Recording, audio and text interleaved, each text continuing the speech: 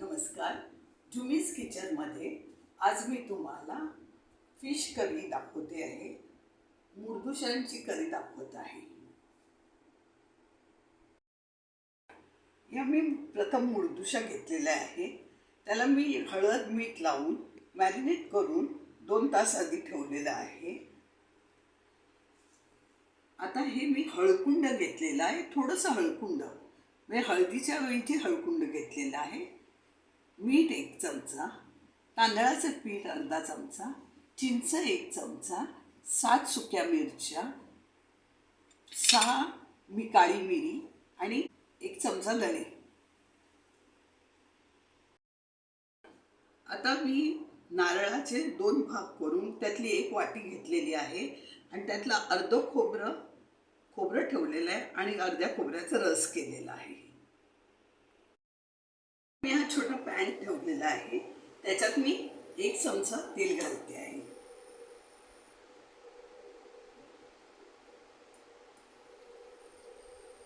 तेल जरा थोडं जास्त घेतलेलं आहे.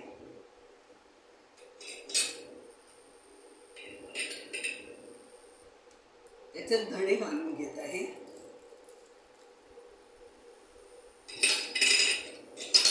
काळी मिरी घालते आहे.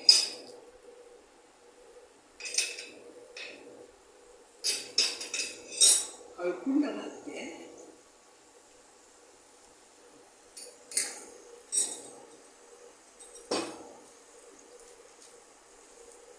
आणि लाल मिरच्या हे सर्व मी जरा परतून घेत आहे.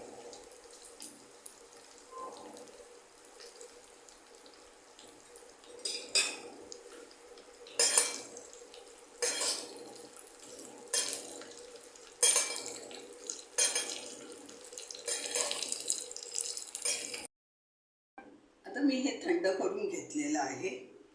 आता हे खोबरं वाटायला घेते.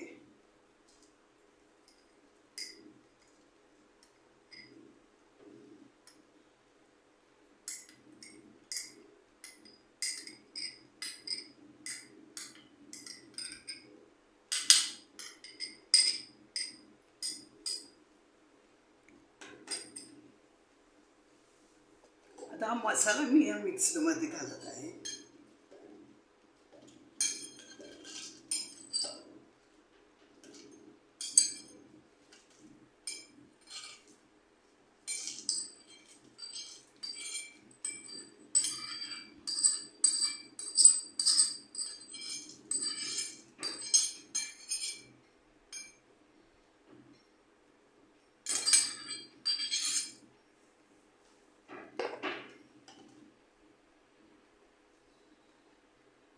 मी ह्याच्यातच थोडं मीठ घालून घेते, अर्धा चमचा.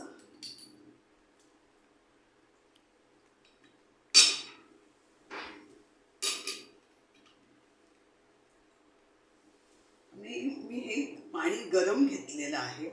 नेहमी वाटण करताना गरम पाणी घेतल्यावरती वाटण बारीक होतं.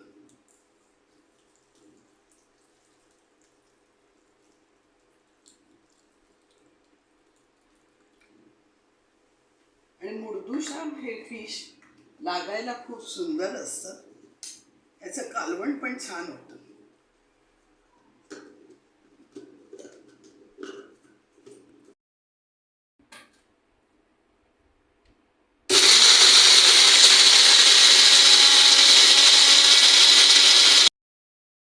आता मी हा 1 कांदा घेतलेला आहे. त्याचे 2 भाग केलेले आहेत. अर्धा बारीक चिरून घेतलेला आहे, अर्धा उभा घेतलेला आहे. तो उभा मी आता वाटणात घेते वाटायला.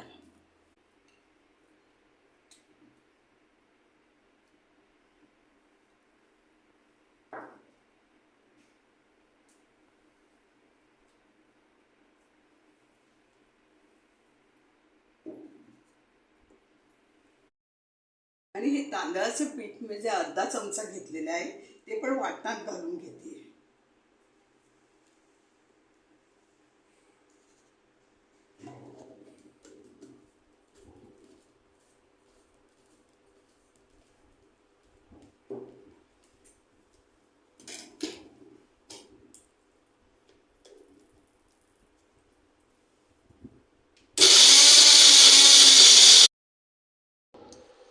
आता मी हा पॅन गरम करायला ठेवलेला आहे.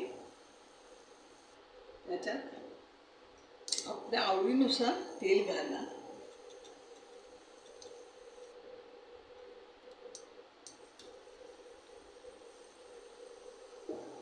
एक कांदा परतण्यासाठी मी तेल घातलेला आहे. हा कांदा थोडा परतून घ्यावा. जरा तेल आधी टाकू द्यावं. गॅस मोठा करते. तेल टाकून घेते. आता ह्या तेलामध्ये आपण कांदा भाजून घेतो. थोडा गॅस लहान करावा.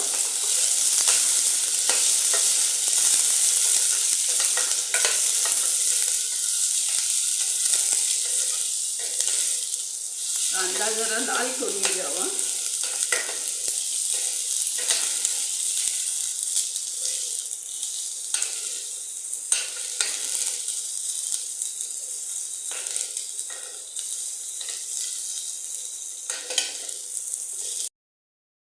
तर त्याच्यात आपण हा मसाला घालून घेऊया.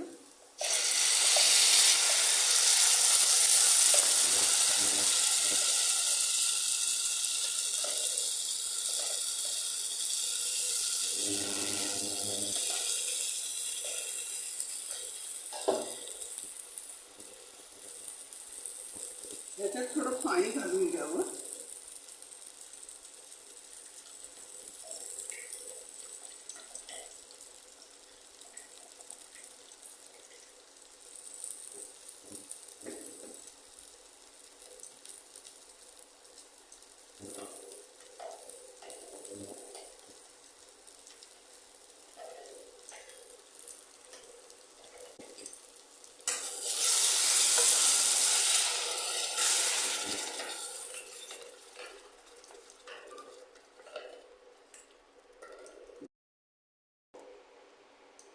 आता आपला मसाला तयार झालेला आहे.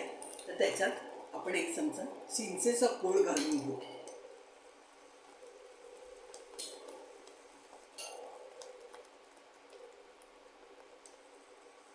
त्याच्यात नारळाचं दूध पण घालून घेऊया.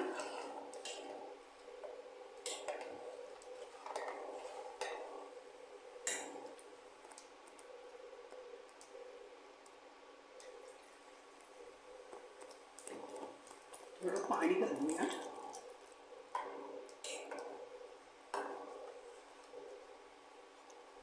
आणि आता फिश घालूया.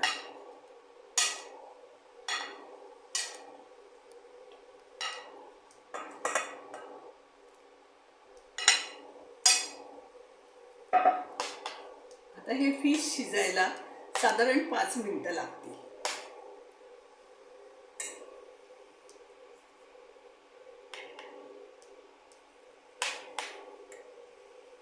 थोडंसं पाणी घालून घेऊया.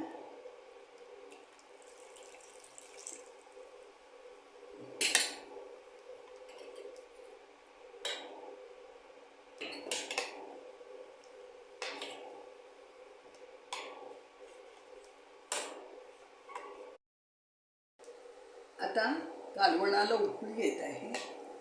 आता 2 मिनिटात आपलं कालवण तयार होईल.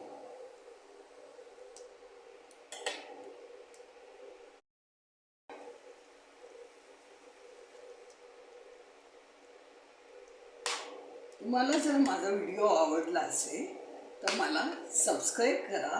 म्हणजे माझे पुढील सर्व छान छान व्हिडिओ आपल्याला बघायला मिळतील.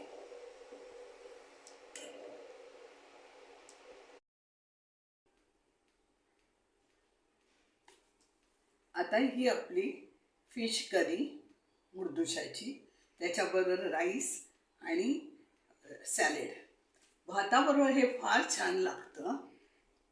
तर आपण हे नक्की करून बघा आणि मला पण नक्की कळवा.